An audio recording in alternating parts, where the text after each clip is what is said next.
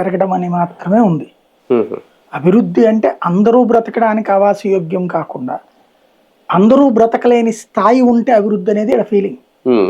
ఇప్పుడు కోకాపేటలో ఇప్పుడు నిన్న మొన్న 220 కోట్ల 23 కోట్ల రూపాయలు 235 కోట్లు ఎంతో పెట్టారు అక్కడ. ఉమ్. తీరా చూస్తే అది స్టేట్ బ్యాంక్ ఆఫ్ హైదరాబాద్ వాడి భూములు తీసుకొచ్చి స్టేట్ బ్యాంక్ ఆఫ్ ఇండియా వాడి భూములు తీసుకొచ్చి వీళ్ళు వేలం వేసి పడేసారు. ఉమ్. స్టేట్ బ్యాంక్ ఆఫ్ ఇండియా అయితే ఆ భూమిని నీకు 5 ఎకరాలు 1200 కోట్లు నీకెందుకు, మేమే అమ్ముకుంటామంది. అది ఉమ్. దాని మీద ప్రెషర్ తెచ్చి వాళ్ళకి వేరే చోట భూమి ఇస్తారు.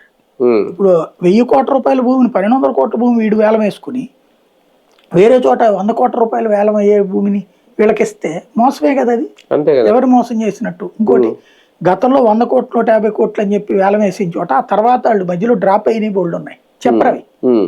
ఈ ప్రచారం ఎక్కువ చేస్తారు. ఉమ్.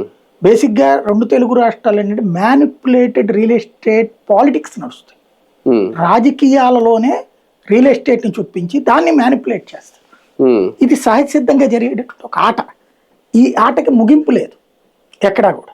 ఇక్కడ సమస్య ఎక్కడ వస్తుంది. ఉమ్. ఇప్పుడు ఎదురవుతున్న సమస్య ఏంటంటే అమరావతి. ఇప్పుడు మొన్ననే చంద్రబాబు గారు చెప్పారు విజయవాడ, గుంటూరు, మంగళగిరి అన్ని కలిపి అమరావతి. మరి అన్ని 29 గ్రామాల్లో ఎందుకు పెడుతున్నారు స్టిల్ నౌ? ఉమ్. ఇప్పుడు మంగళగిరిలో ఒక స్టేట్